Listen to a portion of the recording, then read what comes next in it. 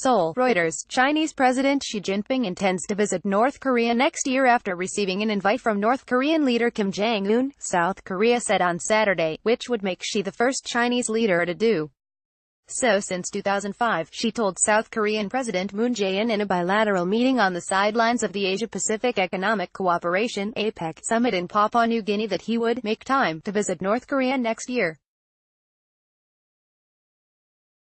She added that China would continue to play a constructive role in building peace on the Korean peninsula. Kim Uikyeom, spokesman for South Korea's presidential office, said at a briefing after the meeting between Xi and Moon.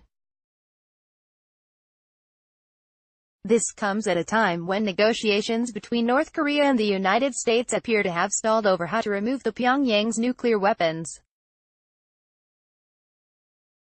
At an unprecedented summit in Singapore, U.S.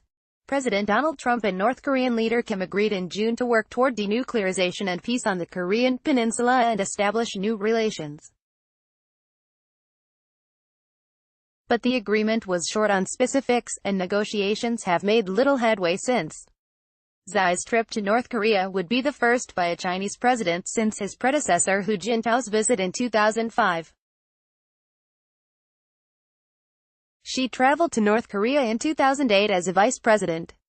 Amid existing international sanctions on North Korea following its weapons tests, China is Pyongyang's sole major ally and a key economic lifeline for the isolated country.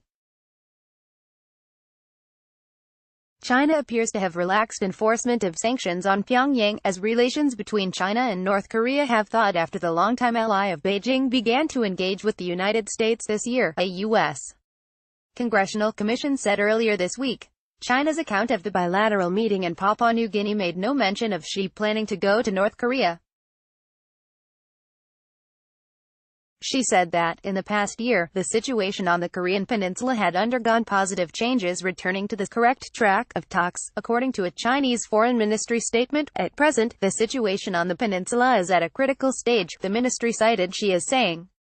China and South Korea should strengthen communication and coordinate the process of promoting the denuclearization of the peninsula and establishing a peace mechanism, she said. The key is that the parties concerned meet each other halfway, show flexibility, and are able to talk and for those talks to give results, he said. The two leaders agreed that a second summit between Washington and Pyongyang and a planned visit by North Korean leader Kim to Seoul would be an important breakthrough in resolving the situation on the peninsula, according to South Korea's presidential office.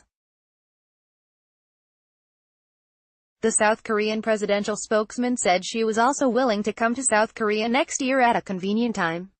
South Korea's presidential office issued a transcript of its briefing on the meeting in Port Moresby.